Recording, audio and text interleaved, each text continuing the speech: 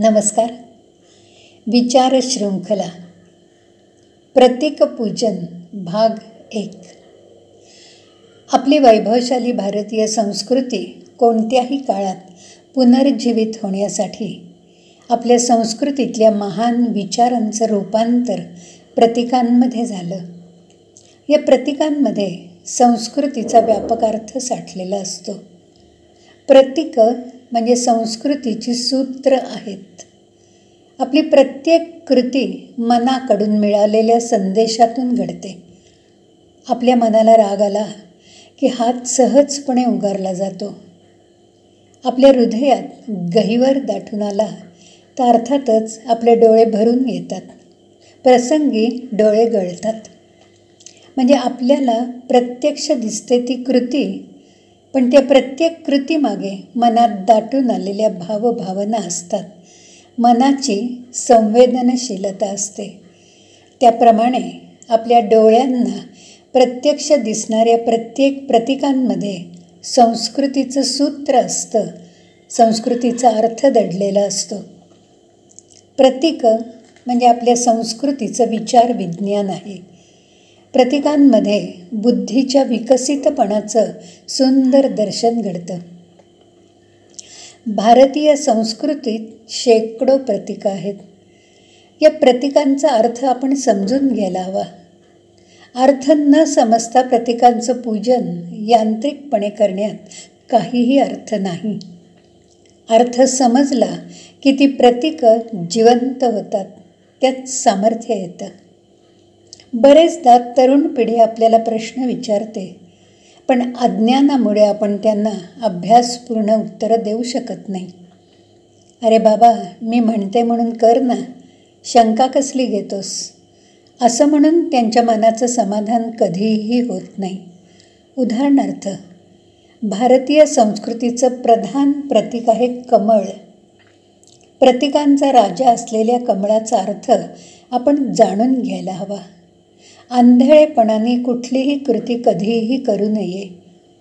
एखाद्या छोट्याशा बीमध्ये विशाल वृक्षाचा विस्तार सामावलेला असतो, तसाच या प्रतीकांमध्ये भव्य भावनांचा सुगंध लपलेला असतो. ही भावना त्या प्रतीकांना जिवंत ठेवते. संस्कृतीचं सामर्थ्य, संस्कृतीचा थोरपणा टिकवण्यासाठी आणि तो वाढवण्यासाठी संस्कृतीतल्या प्रतीकांचा अर्थ आपल्याला समजायला हवा. आपल्या राष्ट्रध्वजाचं रक्षण करणं हे आपलं आद्य कर्तव्य आहे. ती प्रत्येक नागरिकाची जबाबदारी आहे. या राष्ट्रध्वजाचा मान आपल्यातल्या प्रत्येकाने राखला पाहिजे. कदाचित कुणी असं म्हणेल की तो राष्ट्रध्वज म्हणजे कापडाचा एक नुसता तुकडा आहे, त्याचं कशाला रक्षण करायचं. भौतिकरित्या या कापडाच्या तुकड्याचं महत्त्व शून्य असेलही, पण सांस्कृतिक भावनेच्या दृष्टीने विचार केला तर तो राष्ट्रध्वज अमूल्य आहे.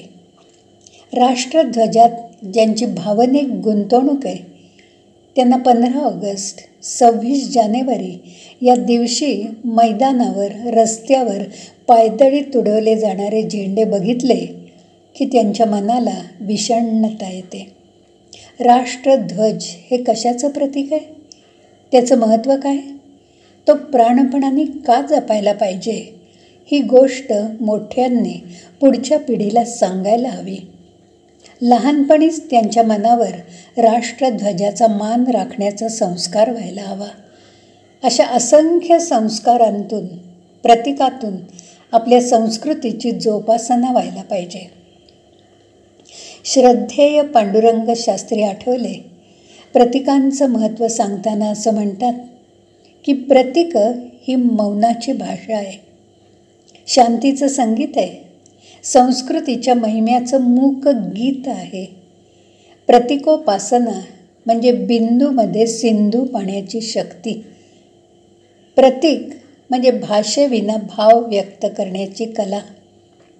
प्रतीक म्हणजे शब्दांच्या गैरहजेरीत विचार व्यक्त करण्याची सुव्यवस्था. प्रतीक म्हणजे संकेतात शास्त्र रहस्य समजावण्याचे एक आगळं वेगळं विज्ञान. प्रतीकाच्या माध्यमातून महान सांस्कृतिक विचारवैभव अगदी सहजपणे आणि सरळपणे संक्षिप्त रूपात व्यक्त होऊ शकतं. एखादा निरक्षर, अक्षर ओळख नसणारा माणूस निशाणी पाहून मतदान करतो. निशाण म्हणजे त्या पक्षाचं प्रतीक आहे, चिन्ह आहे. पूर्वी घरांना उंबरठा असायचा. उंबरठा म्हणजे यशस्वी जीवनासाठी पळावयाची बंधनं. बंधनातच प्रगती असते. कलश, श्रीफळ, तिलक, पंचामृत, सूर्योपासना ही आपल्या संस्कृतीतील महान संदेश देणारी प्रतीकं आहेत. प्रतीकांचा अर्थ जर आपण समजून घेतला तर आपल्या जीवनाला खोली येते. आजकाल जाहिरातीच्या युगात माणसाच्या सगळ्याच कृती वरवरच्या किंवा कृत्रिम होत आहेत. मन, प्रेम, आदर, कृतज्ञता या भावभावनांनी भरलेली नसल्यामुळे सगळीकडे जाताना भरलेल्या हातांनी जाण्याची एक फॅशनच निर्माण झाली आहे. आपल्या संस्कृतीत असंख्य प्रतीकं आहेत. या प्रतीकांची उपासना जागृत मनाने ज्ञानपूर्वक केली तर त्यातले सांस्कृतिक संकेत जीवनात अर्थ भरतील, आनंद आणि समाधान देतील. अशा प्रोत्साहक प्रतीकांचा विचार करणं हे आपलं नक्कीच कर्तव्य आहे.